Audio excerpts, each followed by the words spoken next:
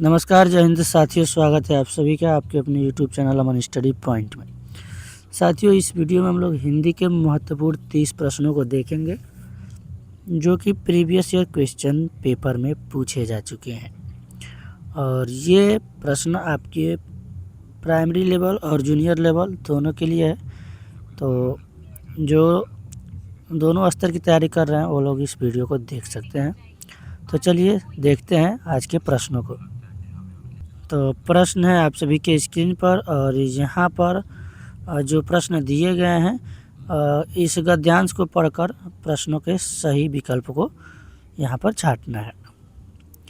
तो ये आपका जो है गद्यांश है। एक बार इसको चाहें तो स्क्रीनशॉट ले लेंगे या फिर इसे आप लोग अच्छे से पढ़ लेंगे। हम चलेंगे सीधा प्रश्नों पर, और प्रश्न है पहला आपका स्क्रीन पे। ये आपसे प्रश्न पूछा गया है कि महात्मा बुद्ध ने जब बुद्धत्व प्राप्त किया था तब उनकी अवस्था कितनी थी, यानी उम्र पूछा जा रहा है कितने वर्ष के थे। तो यह थे साथियों 35 वर्ष के। यहाँ पर हमारा आंसर हो जाएगा ऑप्शन बी कह सकते हैं, या फिर यहाँ पर सी होना चाहिए। तो 35 वर्ष इस प्रश्न का आंसर हो जाएगा। और इसको हम लोग यहाँ पर देख सकते हैं कि 35 वर्ष की आयु में उन्होंने बुद्धत्व को प्राप्त किया। तो चलेंगे अगले प्रश्न की ओर, और हमने गद्यांश में आपको आंसर भी दिखा दिया है। आप लोग उसको अच्छे से पढ़े होंगे तो समझ में आया होगा। श्रुति धर्म का क्या अर्थ है? तो साथियों, श्रुति धर्म का अर्थ है वैदिक धर्म। डी इस प्रश्न का आंसर होगा, और ये आंसर आपको इस गद्यांश के अंत में मिलेगा। श्रुति धर्म की रक्षा के लिए शंकराचार्य के प्रयत्नों से ही वैदिक धर्म क्या हुआ का उत्थान हो सका। तो इस प्रकार आप लोग का ध्यान से आंसर अपना छांटेंगे। घुमक्कड़ शब्द में कौन सा प्रत्यय है? तो प्रत्यय वे शब्द होते हैं जो किसी मूल शब्द के कहाँ जुड़ते हैं? अंत में जुड़ते हैं। तो घुमक्कड़ में हो जाएगा अक्कड़ प्रत्यय, ए के साथ हमारा आंसर जाएगा। अगला प्रश्न है साथियों, यहाँ पर महावीर स्वामी का जन्म कहाँ पे हुआ था? तो वैशाली में हुआ था महावीर स्वामी का जन्म, और पावा में यहाँ पर इन्होंने अपना शरीर का त्याग किया था। चलेंगे इस प्रश्न का आंसर देखेंगे आप सभी। यहाँ पर जब आप देखेंगे जन्म लिया, यहाँ पर आपको आंसर आपका दिखेगा कि महावीर ने स्वच्छंद विचरण के लिए अपने वस्त्रों को तक को त्याग दिया, और दिशाओं को उन्होंने अपना अंबर बना लिया। वैशाली में जन्म लिया और पावा में शरीर त्याग दिया। तो देख सकते हैं वैशाली यहाँ पर आपको आंसर देखने को मिलेगा, जो कि हमने आपको ऑप्शन में बताया। तो चलेंगे अगले प्रश्न की ओर। अगला प्रश्न है स्वच्छंद में कौन सी संधि है ये बताना है। स्वच्छंद में आपका हो जाएगा व्यंजन संधि, स्वर संधि, व्यंजन संधि और विसर्ग संधि। ये तीनों संधि है, संधि के प्रकार। अब स्वर संधि में आपका दीर्घ संधि, गुण संधि, अयादि संधि, यड़ संधि, ये सभी आते हैं। अगला प्रश्न देखेंगे, यहाँ पर निमिष का पर्याय अर्थ पूछा गया है। तो सही जवाब हो जाएगा ऑप्शन डी क्षण। अब मुझसे उठा नहीं गया वाक्य में वाच्य पूछा गया है। वाच्य 3 प्रकार के होते हैं, कर्तवाच्य, कर्मवाच्य और भाववाच्य। तो यहाँ पर ऑप्शन सी हो जाएगा भाववाच्य, यानी जहाँ पर भाव की प्रधानता होती है वहाँ पे हमारा होता है भाववाच्य। सी के साथ आंसर हो जाएगा।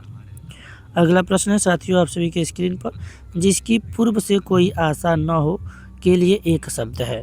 तो इसके लिए एक शब्द हो जाएगा अप्रत्याशित। यहाँ पर हमारा जो ऑप्शन जाएगा बी के साथ आंसर लगा देंगे।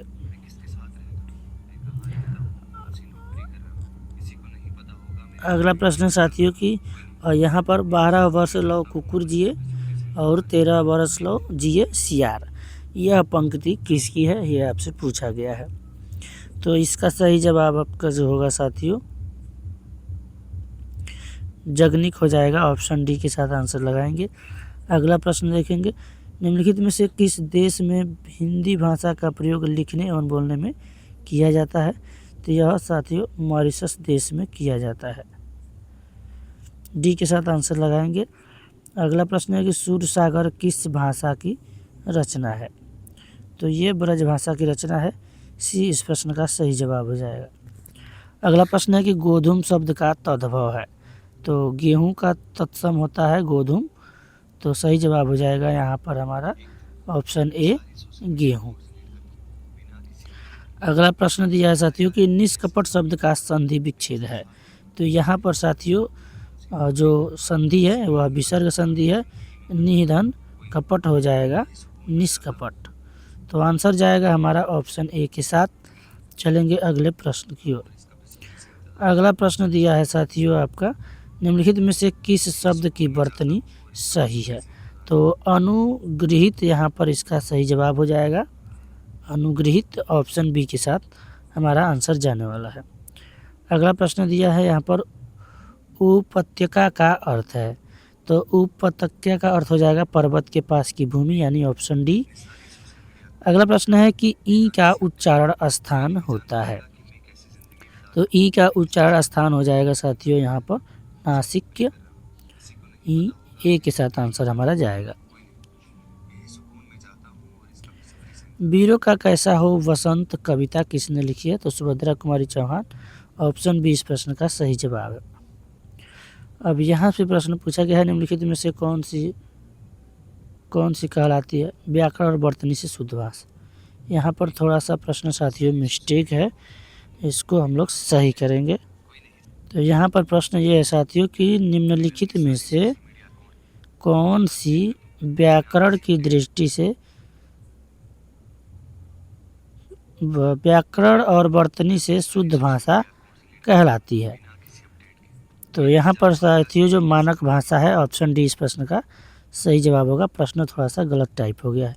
निम्नलिखित में से कौन सा रासो अल्लाह खंड के नाम से प्रसिद्ध है? तो साथियों परमाल रासो ऑप्शन सी इस प्रश्न का सही जवाब है। अगला प्रश्न देखेंगे 4 गज मलमल में कौन सा विशेषण है? तो 4 गज यहाँ पर अगर बात करें 4 जो शब्द है ये क्या है? 4 गज मलमल ये संख्यावाचक है, गुणवाचक नहीं होगा, सार्वनामिक भी नहीं होगा। ये साथियों हमारा हो जाएगा परिमाण बोधक, यानी कि सी के साथ हमारा आंसर जाएगा। शीश का तत्सम रूप होगा। तो तत्सम और तद्भव यहाँ पर आपका प्रश्न यहाँ से पूछा गया है। शीश यानी कि शीर्ष, ऑप्शन बी इस प्रश्न का सही जवाब हो जाएगा। हिंदी भाषा में कुल कितनी बोलियां हैं? तो 18 बोलियां हैं, ऑप्शन सी इस प्रश्न का सही जवाब होगा। अगला प्रश्न देखेंगे कि भारतेंदु युग में निकलने वाली पत्रिका युग्म है। तो भारतेंदु युग में निकलने वाली जो पत्रिका युग्म साथियों कवि वचन, सुधा, हिंदी प्रदीप, यहाँ पर ए इस प्रश्न का सही जवाब होगा। अगला प्रश्न है कि तद्भव पत्रिका के संपादक का नाम है।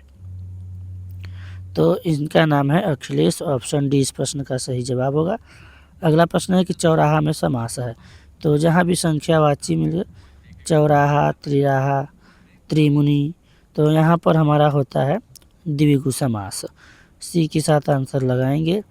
चलेंगे अगले प्रश्न की ओर। अगला प्रश्न है कि आँख का किरकिरी होना का अर्थ है, यानी अप्रिय लगना। एक और यहाँ पर दिया गया कष्टदायक होना। तो यहाँ पर हमारा जो सही जवाब होगा ए के साथ आंसर लगाएंगे। चलेंगे अगले प्रश्न की। निम्नलिखित में मौखिक अभिव्यक्ति का रूप है। तो आशु भाषण इसका सही जवाब होगा, ऑप्शन डी। चलेंगे अगले प्रश्न की ओर। अपेक्षा का विशेषण रूप क्या है? तो अपेक्षा का उपेक्षा ये विलोम हो जाएगा, अपेक्षित हो जाएगा, डी इस प्रश्न का सही जवाब। अगला प्रश्न है साथियों स ध्वनि का उच्चारण स्थान है। तो जो वर्ण है उच्चारण के दृष्टि से उनको अलग अलग वर्गों में बांटा गया है, क वर्ग, ट वर्ग, त वर्ग, या फिर ये जितने भी होते हैं दंत, मूर्धा, तालु, यानी जिस मुख के जिस भाग से उच्चारित किए जाते हैं उसके आधार पर इनको बांटा गया है। तो यहाँ पर अगर स ध्वनि के उच्चारण स्थान की बात करें साथियों तो ये हो जाएगा तालु, ऑप्शन सी इस प्रश्न का सही जवाब है। आखिरी प्रश्न साथियों इस वीडियो का, अत्यंत शब्द में प्रयुक्त उपसर्ग है। उपसर्ग पूछा गया है कि जो कि मूल शब्द के पहले लगते हैं यानी पूर्व में जुड़ते हैं। और प्रत्यय की बात करेंगे साथियों, प्रत्यय मूल शब्द के अंत में जुड़ते हैं। तो ये चीज़ आपको याद रखना है, प्रत्यय किसी भी मूल शब्द के अंत में जुड़ते हैं। यहाँ पर हो जाएगा अति उपसर्ग अति धनंत बराबर अत्यंत। तो आंसर लगाएंगे डी के साथ। तो साथियों आज की वीडियो में बस इतना ही। वीडियो कैसा लगा है कमेंट बॉक्स में ज़रूर बताएं, और यदि वीडियो पसंद आया हो तो वीडियो को लाइक और शेयर कर लें। चैनल पर पहली बार हैं तो चैनल को सब्सक्राइब कर लें। तो मिलते हैं नेक्स्ट वीडियो में, तब तक के लिए धन्यवाद। जय हिंद।